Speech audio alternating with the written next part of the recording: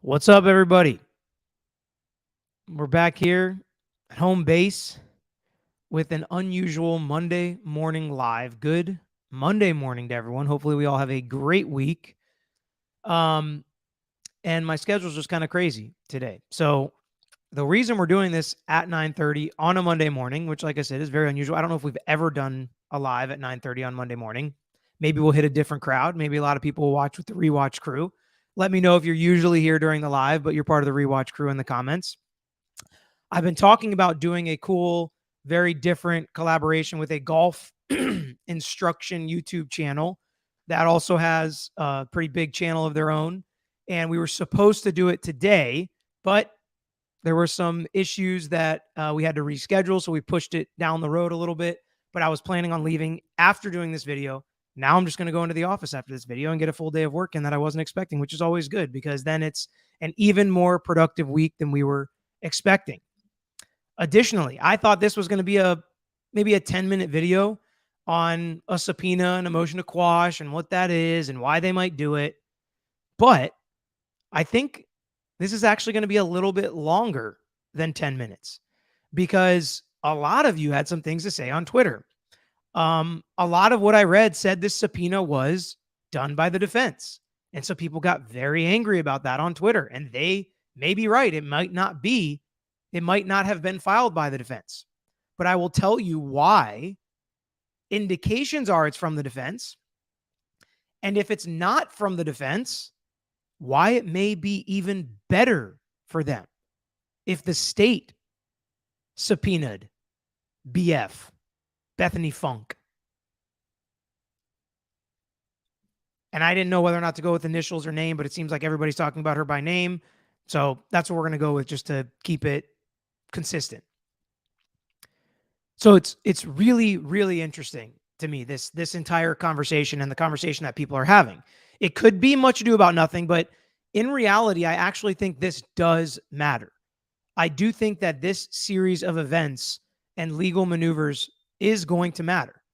We also see lawyers representing her as the victim. We've talked about the Gonsalves family attorney, Mr. Gray. And so we're going to look into who may be the attorneys for this victim and talk about what their experience is and how that might help throughout the process. So we've got a lot to talk about today, actually, which, again, surprises me because I thought this was just going to be a 5 or 10-minute explanation of, what is a subpoena, what is a motion to quash. And we'll start there. And we will start with the tweet, or one of the tweets a lot of you guys tagged me in. Again, Tragos Law. That's how I get a ton of this stuff. That's how I see the tweets and the things on Instagram. So give me a follow on there if you haven't already. Subscribe to our channel if you haven't already. I don't think I said that. Like this video if you're here for an explanation on what this stuff is, what it means, and what it could indicate, and what a defense lawyer is thinking when stuff like this happens, and what a prosecutor's thinking. Because that's really important.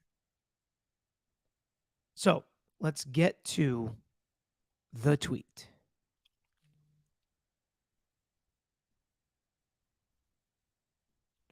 All right, so here's what we're looking at. Okay, and this was sent to me. So there are certain things that we can find out from this, certain things we can't. So let's talk about just kind of generalities. What is a subpoena?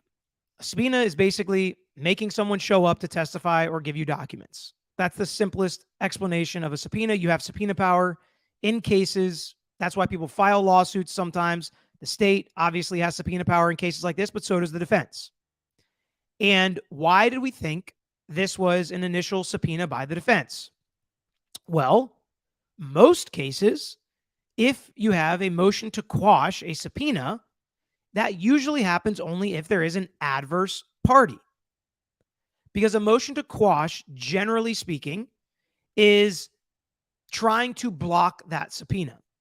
There are some differences between a protective order, which we've talked about before, and I think we saw it in Johnny Depp's case. We've seen protective orders before. Basically, don't harass my witness. This is unreasonable. This has nothing to do with the case.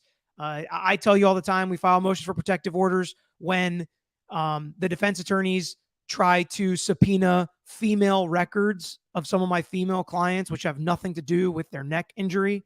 And we often win those. If there's a lower back injury, Sometimes they'll say that, especially if there's a pregnancy or something like that. But many times they're ordering these records with no reason at all except to harass and try to find something to talk about with our client. So we file them in those situations. But this is a motion to quash. And more commonly, a motion to quash is filed if something went wrong with the subpoena. You either didn't serve it correctly, you didn't file it correctly. This is an out-of-state subpoena. I think she lives in Nevada based on the attorneys she has. So maybe they did something wrong in the process of serving her. Maybe one state, like here's something that's happened in the past. One state, you have to put all the language in Spanish as well as English because that's what that state's rule has in their subpoenas. In other states, you don't have to do that.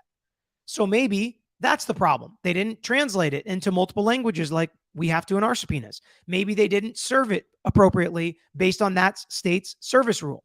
So you can file a motion to quash for that reason. But you can also file a motion to quash if you think it is done to create an unreasonable burden, to harass, or to bother someone. You can file a motion to quash if you feel like the defense or either side is subpoenaing this witness and you know that they're not going to call them at trial or at the preliminary hearing or never going to take their depo, and they are just bothering them, making them show up to the preliminary hearing or making them show up to a depo or show up to a trial, and they're not even planning on using their testimony. Now, that's a pretty tough one in most cases. But sometimes that's a reason for filing a motion to quash. Now, one of the questions a lot of you had is you've heard or you've read or whatever it may be. Oh, and this tweet specifically was from Saluthi. By the way, I wanted to say that because she posted this on there and has sent me some stuff in the past. But one of the interesting things that a lot of you said, and it's probably very legitimate that you've heard, that Bethany Funke suffers from PTSD as being a victim in this case. And how it's too difficult for her to testify. She shouldn't have to testify. It's totally unfair that they make victims testify. I totally understand that. And I agree with you that it is miserably difficult for victims to come and testify when they've obviously been victimized in a criminal act or by a criminal act. However, this is literally the reason we have the confrontation clause in the Constitution of the United States. If someone accuses you of a crime, if you are a victim, you can, under most circumstances, be forced to testify. And if you don't testify, when I say force, I don't mean they're going to put you in cuffs and make you show up. But if you don't testify, many times the state, and I'm talking generalities, not this case specifically, okay? So generally, victims. If you don't testify, then the state can drop the charges. They might not feel like they have enough evidence to even prosecute the crime. Number two, the defense attorneys can say the victim didn't even testify in this case. There's no evidence. They can object to hearsay from what a lot of other people say because the victim either never gave their testimony or is not going to testify at trial. And is, if they refuse to testify. Now, certain victims that are deceased, obviously, can't testify. Certain victims that are mentally incapacitated, legitimately, cannot testify. But in most scenarios, victims do have to testify. And I would be willing to bet that most victims of heinous crimes like this, especially that survive, are absolutely suffering from some form of PTSD. And we need to take that seriously and respect that and create as many safeguards as we possibly can while also protecting the rights of an accused, a presumed innocent criminal defendant. Because think about it this way, and I'm not at all saying this is what Bethany Funke did or is doing or any other victim, but it has happened. And it's part of the case law and the precedent around the confrontation clause. So I accuse, and I'm going to do this, I'm going to make sure I pick somebody that I know is not going to take offense to this. I accuse Kat Johnson of a crime. Okay. One of our members, awesome, in the comments all the time. I accuse her of a crime. And I get the cops. They believe me. Maybe I have a piece of evidence that I connect to her. They arrest her. They start the prosecution process. Then I say, I can't testify. I don't want anything to do with this because I have PTSD. Is it fair to Kat then that they just go forward and her lawyer is never allowed to ask me any questions? I refuse. I file a motion to quash the subpoena, protective order, whatever it may be. That's not fair. That's not how the process should be. And most victims understand that. And it's worth it to them because they want the criminal defendant to pay for the crimes that they committed against them. And to me, that's why we have this process. And that's why we try to protect victims as much as we can.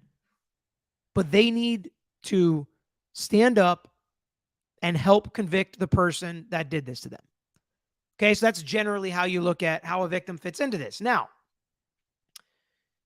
a lot of different things happening. And I see people saying, so is PTSD a reason given for the motion to quash, Eden? I have not seen that. Just a bunch of people asking me on Twitter and saying they think that, to me, seems more appropriate as a motion for a protective order. But again, we don't know that. So I'm just saying that's what a lot of people have been asking me about. Okay, so I hear a lot of people saying, she didn't even witness anything, and we will get to that. But first, before we get off this document, there are two lawyer names, Evelyn Grosnick and Kelly Villoria. And we're going to take a look at who these two lawyers are that seem to have some connection to the victim, potentially, Bethany Funke. So let's look at who they are. First, we will go with, let's see, which one's going to go first? Evelyn Grosnick. Okay, and here's her LinkedIn page. She's an attorney with the Public Defender's Office. I think she is, the Chief Deputy Public Defender for the last 10 years. And to me, this could be one of two things. Either when something like this happens in a criminal process, the public defender can get involved as a government employee. Or, like we've heard in the Lori Vallow case, public defenders in certain states can also have private clients. So maybe she knows somebody related to Bethany Funke. Maybe she knows Bethany Funke. She's getting involved to try to help. And the reason I'm using LinkedIn is most of the time there's not a lot of information on the public defenders and on the public defender pages. So that's why I just brought up LinkedIn to see. I actually want to see if she had her own firm, which it doesn't look like she does. But again, the lawyers in Lori Vallow case explain how public defenders can sometimes have private clients as well. Okay. So there's a couple reasons why she may be involved. Next, let's look at Kelly Villoria. Both of these attorneys are in Nevada. And she has her own firm. And they advertise themselves mostly as family law attorneys. Reno family lawyer with more than 26 years of experience. However, if we actually read her bio, we understand, just like Shannon Gray, why she may fit perfectly into this process. She ventured into private practice after spending nearly 14 years as a criminal prosecutor. She successfully prosecuted several hundred offenders from arrest to conviction in Reno. Then she turned her focus to help families who struggle with domestic-related legal matters, domestic violence, abuse. So she has a well-rounded resume to deal with something like this. And especially I think you'd have to have experience in the criminal realm as a prosecutor or a criminal defense attorney to help in this process. Somebody who's just been doing family law for 26 years, they may be able to do it, but I think someone like her would be better suited that has this actual experience. So those are the lawyers potentially involved, and we will see how Bethany Funke and this process is handled for her.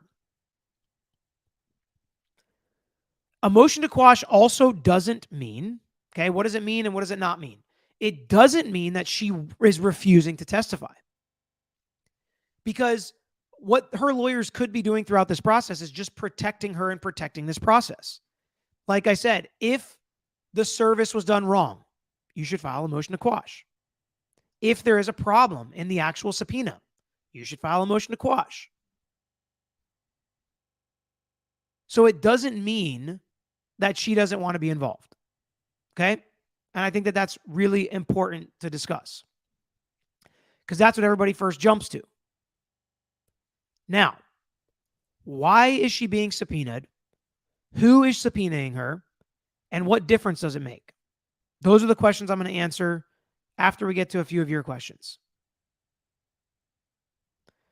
Brenda, hello from Moscow, Idaho. Our little town will never be the same. Hopefully it'll be a safer place after this. That's the only thing we can hope for. Although it seemed like it was pretty safe before, but you know what I mean. Kim, hey Peter, happy to join live again. I'm in Pennsylvania visiting my mom before heading back to Hawaii tomorrow. If I was home, it would be the middle of the night, so I'd be on the rewatch crew.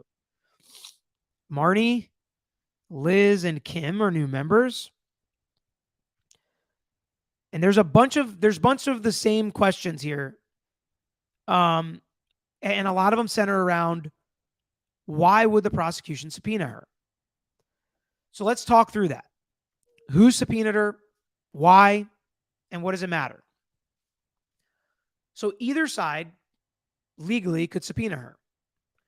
And what's unusual is usually you don't have to subpoena willing victims in your criminal case.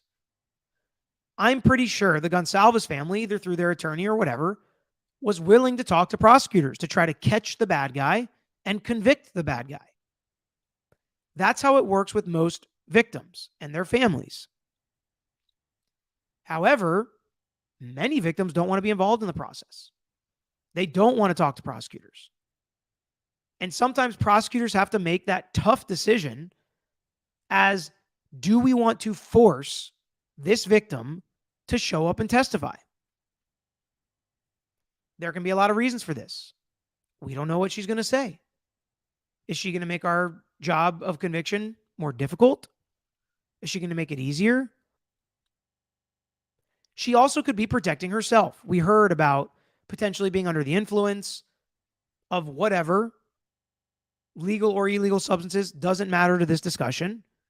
Point being, that may be one reason why she did not want to be involved in the process. I mean, think about this. This is bad. I don't want to start these kind of rumors. Let me think if there's a better way I can say it. I will just say there's lots of times you'd be shocked why people don't want to be involved in the process.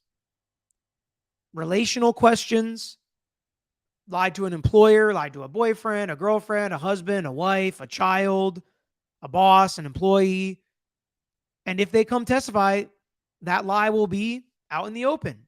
May not seem like a big deal to you or I compared to the situation, but it may be a very big deal to them. And I'll just leave it at that.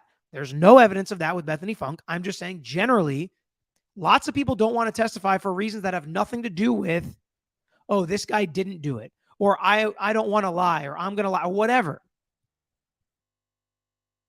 I've heard people saying maybe she was in on it. Maybe she opened the door. Maybe she knew the DoorDash driver, whatever it may be. We have no idea about any of that. What I do know is I don't remember much of anything coming from her in the probable cause affidavit. So if the state felt like they had enough without her to arrest Brian Kohberger and to move forward to the preliminary hearing, why would they subpoena her now? Do they think they need her for the preliminary hearing? That's an interesting question.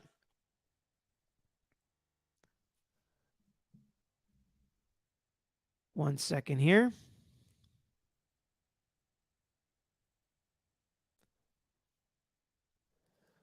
So what does it mean if the state has to subpoena Bethany Funke And her lawyers are trying to block it. And she doesn't want to testify.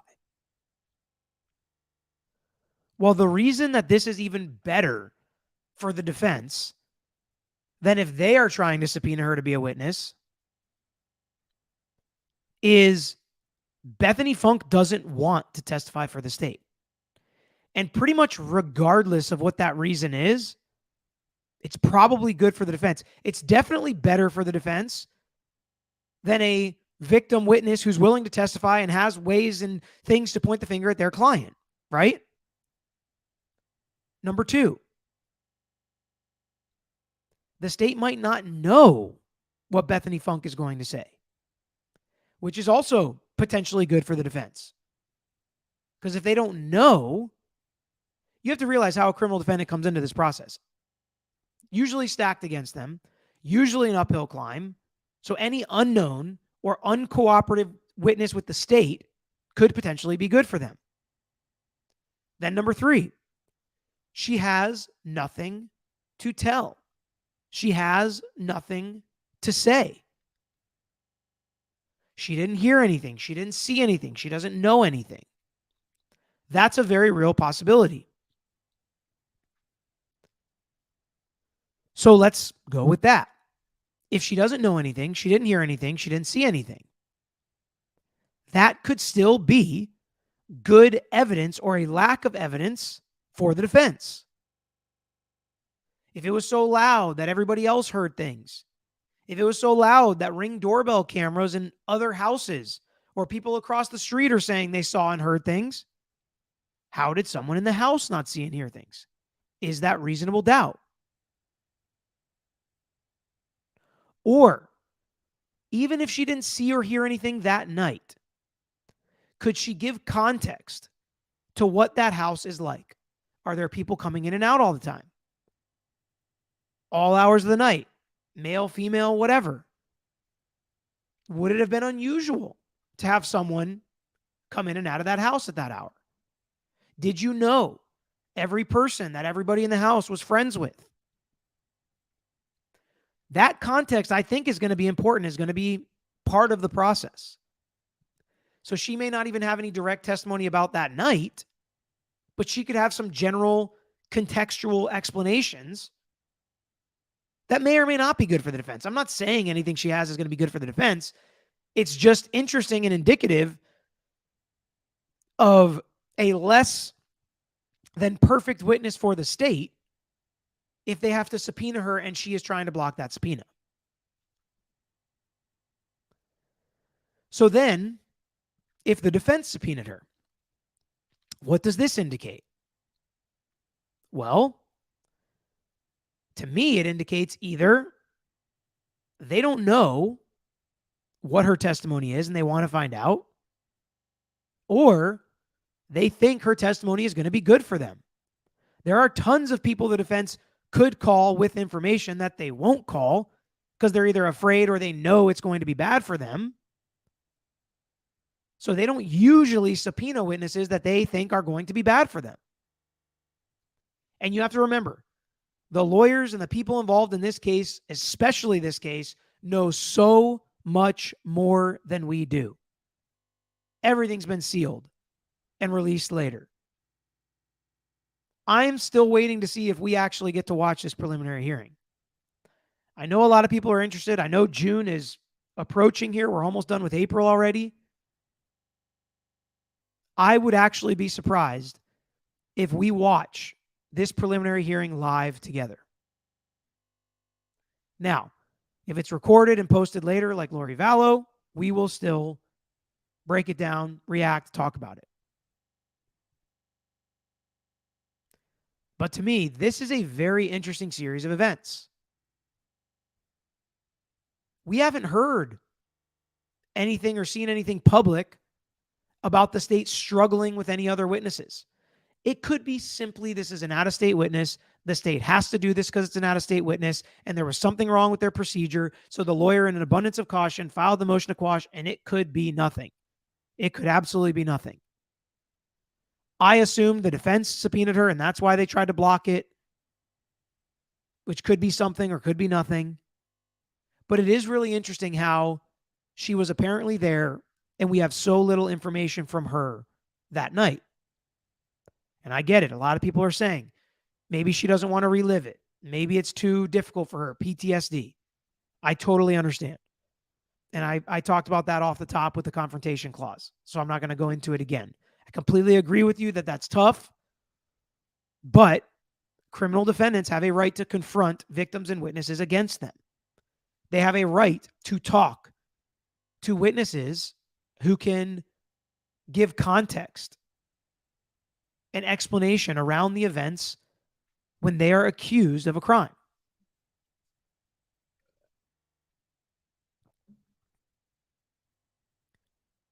So get your questions in the comments now, in the live chat now.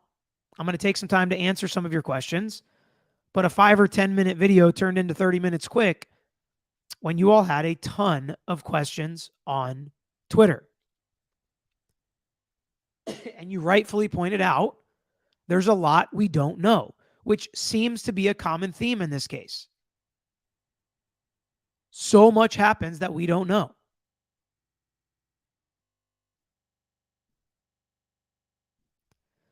Rashenda, could it be that maybe her ID was the one found at his house and maybe they were friends and maybe she actually knew him? These are what we call questions that we don't know the answers to.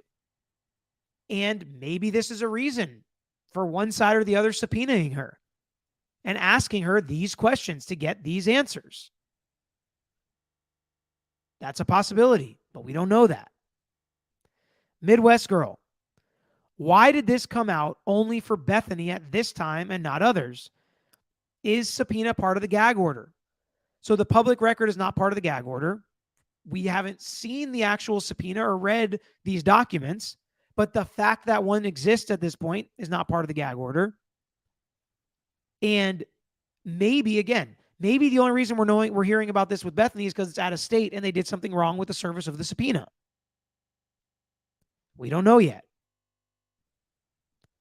Kayla, I could see her not wanting to testify, that she heard something and hid, and be blamed or assumed that she will be seen as a coward, even though she has no blame. So Kayla, I think this is a very real possibility. And if it is, what her lawyers should do is have her deposition taken under seal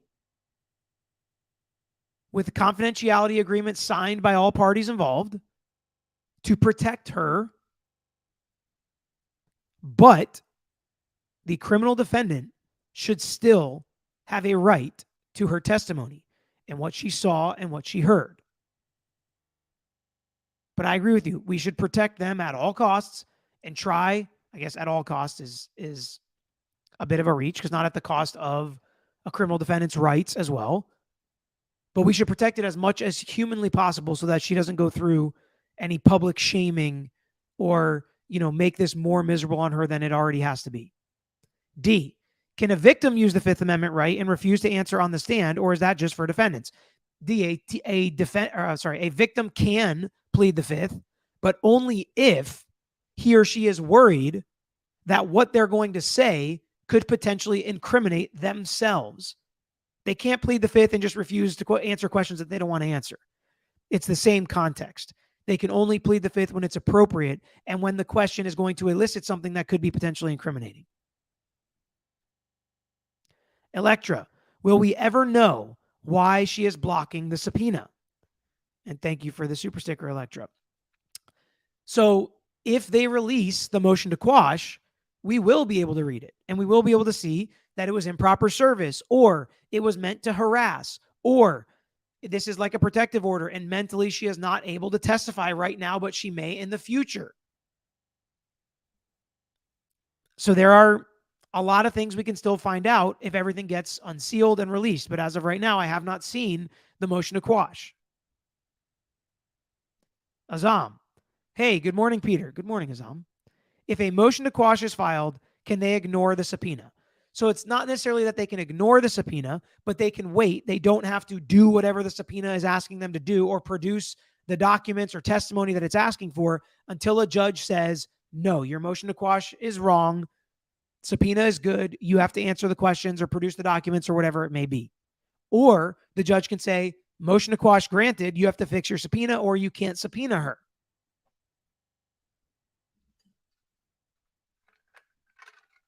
Midwest Girl, you're very welcome. Damon Barbie. Can a subpoenaed witness recuse themselves upon being subpoenaed? Or do they need to testify upon receipt? As always, I enjoy the content. So recuse, I'm not sure if that's used appropriately. I think maybe you mean just like refuse the subpoena, refuse to testify. Or I don't know if you mean recuse themselves like, I'm not a victim anymore. I don't want anything to do with this case. They can try to do that, but the defense can still subpoena them. The defense can subpoena anybody they think can reasonably lead to material that may be helpful in this case or relevant in this case. And relevance is any fact that tends to prove or disprove something in the case or bring context to what happened and how it happened. So I don't think it's a stretch to think that one of the roommates could have some materially relevant information to this case. So I think it'd be very difficult for her to just refuse a subpoena.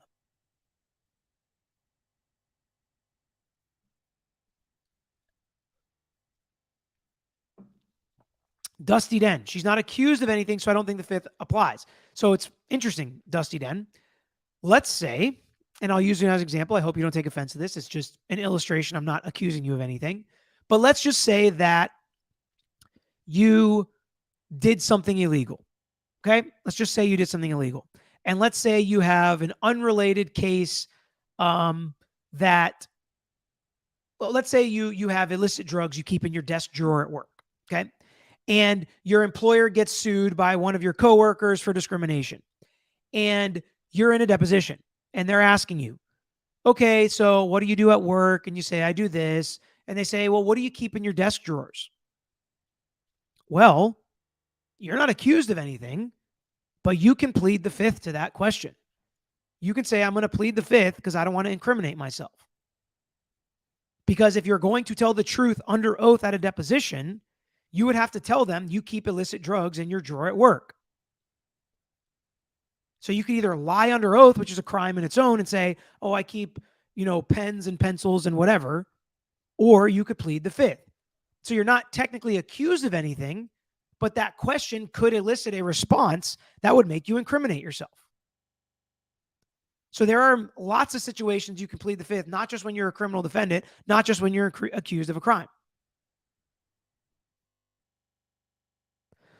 Electra, what if they asked Bethany about drugs? There we go. She could plead the fifth. You're right. Oh, Siri's listening. I don't know if you guys heard that, but she said, I don't know that. But that's a good question, Electra. And kind of like the point I was just making with the illustration.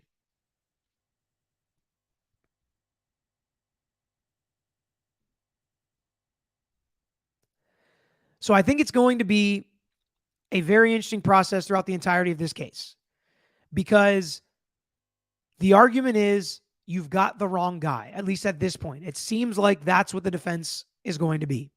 And whenever the defense is you've got the wrong guy, those are the most highly contentious cases. Even more so than self-defense or insanity defense. Because the facts of what happened are sometimes agreed upon. The why and the how is different. But when it's you've got the wrong guy, that's where we get motive involved. That's where we get opportunity. That's where we get how did it happen? When did it happen? A lot more questions surrounding that. Sure, she could be an alibi witness for BK. We have no idea. I don't like to throw out too many.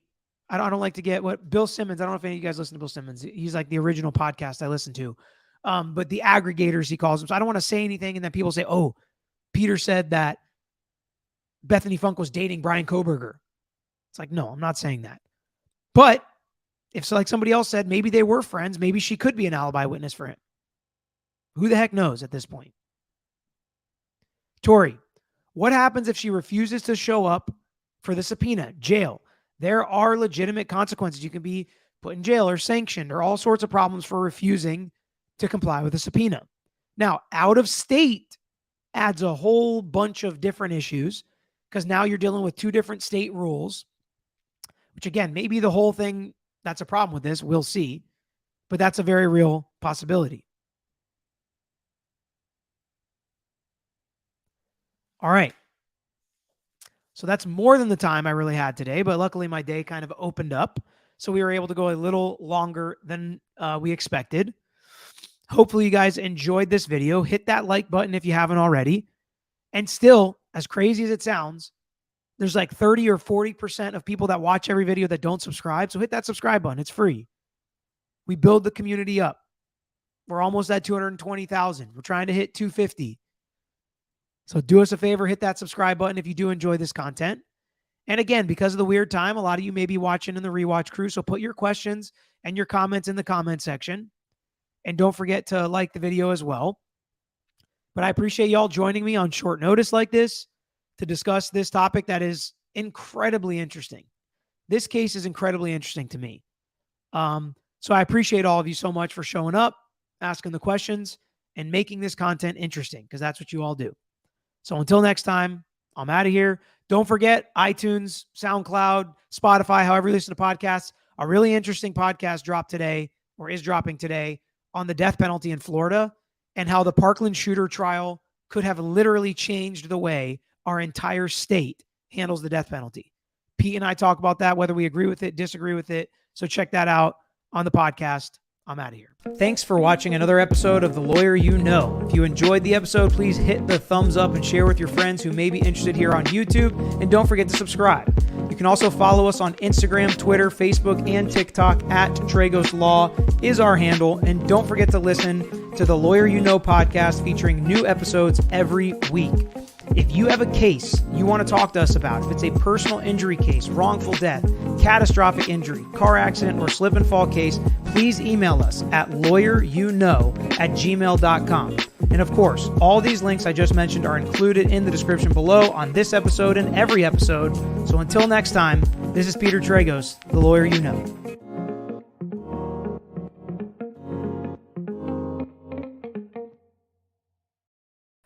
So once in a while, an encore is fun, right?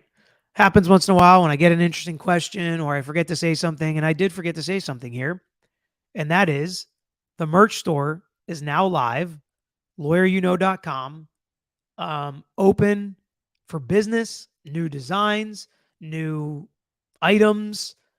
So check it out. Let me know what you like. Let me know what you get. I ordered a bunch of stuff myself, and I'm going to be sporting it whenever it comes in over the next couple weeks. So let me know what you guys get. Send me pictures. Tragos Law on Instagram. Give me a follow on there and send me some pictures and we'll share them to our story and it'll be fun. Some of the stuff's really cool. The quality seems good. It's a new site. So work with us. Let us know how it goes. And hopefully everything goes reasonably smoothly. We don't have a ton of control, but a little more than the old one.